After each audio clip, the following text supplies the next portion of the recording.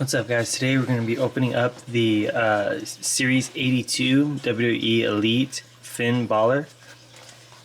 So we're going to unbox him and we're going to review this figure, so let's get into it.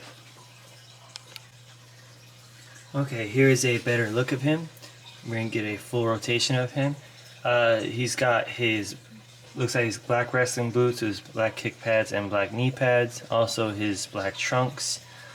He has his Balor Club logo on the front of his shirt. The shirt is cloth. It looks like it's not a regular shirt. It's the ones that can be detached with full Velcro across the back. Yeah, I'm kind of disappointed it didn't come with his leather jacket that he wears all the time to the ring, his entrance jacket. That would been really cool if it came with a leather jacket too. But, I mean, you get what you get. Now when I first opened it, upon first inspection, the figure, it felt very light and very cheap. It didn't have that good feel like most of the Elite figures. This figure, it had a very cheap, and he's very light. Like, I mean, there's like no weight to him. So you can do the full splits. The joints, it feels almost like when you move it, it like pops into place. It doesn't have a smooth movement to him. His wrist joint, it actually moves quite easy, but the elbow joint is a little tight. That'll loosen up over time, but his shoulder joint, that's a whole nother story.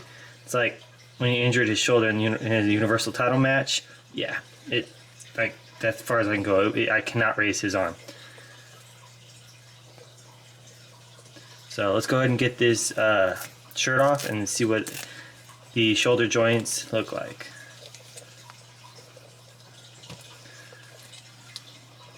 Hold on a second. This is a lot harder to take off at first. Okay, now then. Looks like it is.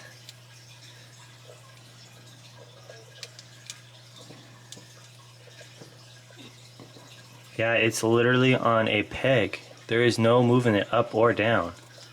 That's actually pretty bad.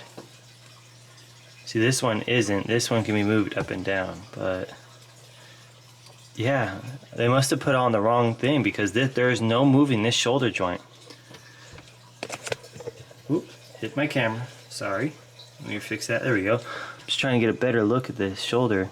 Yeah, it does not move besides turning. It only rotates. So there's an issue there, and oh, see, it catches something here. Oh, I see it. See, there's damage already on it. It catches his the wings right here, the muscle wings.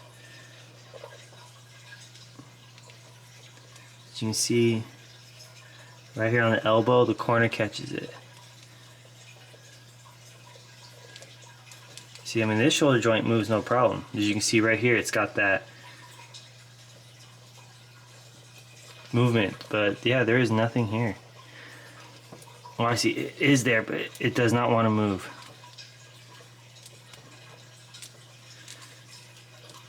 There we go.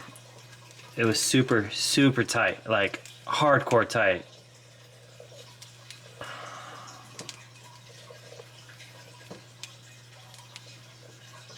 Which is very weird. Sorry.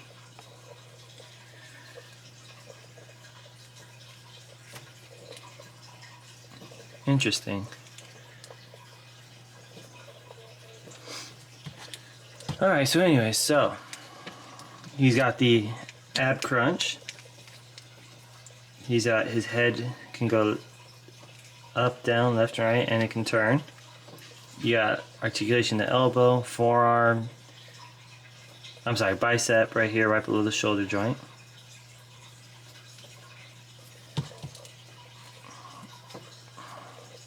Turn his arm around. There we go.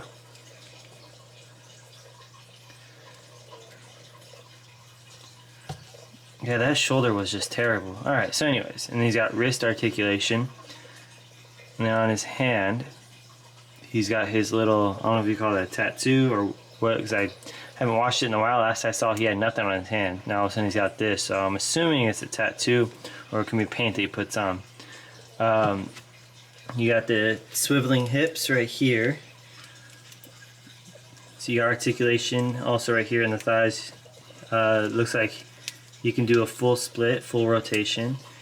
You got swiveling in the upper thigh right here. Looks like you got double jointed knees. Nope. No. Single. Oh yes. Okay. They haven't had double jointed in a while, so we got double jointed knees. And then you have, looks like it's some articulation on the heel, but that also doesn't want to really move, so that's extremely stiff. But yeah, that shoulder was stiff to the point it was unmovable.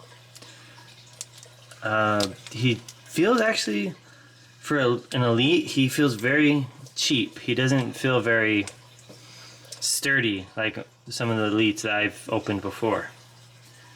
Alright, let's go ahead and take a look at the actual paint of this sculpt, or of this figure.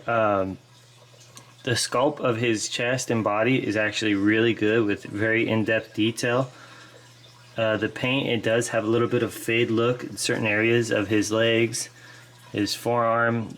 The plastic, there's a lot of like excess plastic on there that you can feel. In certain spots, like you move him, it catches up and chips the plastic and paint away. Like right here in his underarm, like the bicep, it would catch here, as you saw earlier, and chipped away the paint. So let's look at the face sculpt. This is actually a really good sculpt. It looks just like it. The only problem is that hair on his, like right below his lip, his lower lip. Let me get the box real quick. So the hair that he's got right there, the way they have it, it looks like he's got this weird like mole or something on his lip right there. Like, I understand what they're going for, trying to get that soul patch hair, whatever it's called, but it just made it look like he's got some weird mole on him. But the paint overall is good. The paint for his like hair right here, the fade, it looks like he got a bad haircut. You know, it's not too good there. They could have did a better job on the back part of his hair where it fades out. Same thing with here. They could have lined this up and matched it a little better. I mean, granted, they're artists, not barbers, but still, I mean, they could have made it look better. Alright, let's go ahead and stand him back here. And just like that, he stands. Like, the Mattel figures, I gotta hand it to them. They stand amazingly well. Like, let me lower the camera. If you look at his feet, they're kind of goofy sitting, and he's still standing. Most of the time, you gotta have everything lined up perfectly to stand. So let's go. We have extra hands. So we have two of the open palmed hands.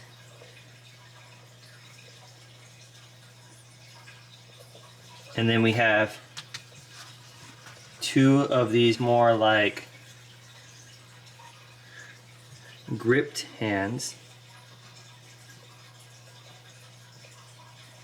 So yeah, it comes with, all together you have 6 hands for him to do different things. And the ones that are currently on his hand are the pointing fingers. So it comes with 4 different ones, so you can do different things like grabbing, and the one for like, you know, the hand for when he does his like his entrance, when he puts his hands up from the every time, you know, the light gets bright when it matches the music. But yeah, so all in all, I would say this figure's not their best. I mean, comes to paint wise, it's decent, but it's extremely stiff to the point I couldn't even move the shoulder, where I thought it didn't even, you know, have articulation. I thought it was just a peg, but it's not. It actually has, and even then you can't fully extend it. I do know if you put, you know, lay in like really warm or hot water for a couple minutes, it'll loosen up and you'll be able to move them no problem. But I just can't lay my figures in hot water. Like, I don't know, it just that causes anxiety thinking I'm gonna damage my figures. I know it won't, but it gets to me. But yeah, he feels like a cheap plastic. He's extremely light. There's no weight to him at all. I kind of like how, you know, my figures having a little bit of weight to them. little heft to them. Like the AEW figures, they got a decent weight. They're not too light, but they're not way too heavy. They're like they got that perfect in between weight. I'm hoping with the 83 and 84 series that are coming out, I'm hoping they fix that, because I remember when last one I've actually opened. What series was that when I opened it on here? I think that was 79. The figure had actually weight to it. It didn't feel extremely light or any of that. It actually had some good weight to it. But I do like the sculpt of everything, the body sculpt. And he even has his tattoos on his arm. I did not notice that. So here they got the dinosaur that he had a tattoo of. And then he's got, oh, what is that? 21/7/2018, and then I can't read the rest. I'm sorry for you guys, it's probably blurry. Let me back up a bit. But yeah, so I like the fact they added in his tattoos, also his sleeve that he wears whenever he wrestles. That's pretty cool.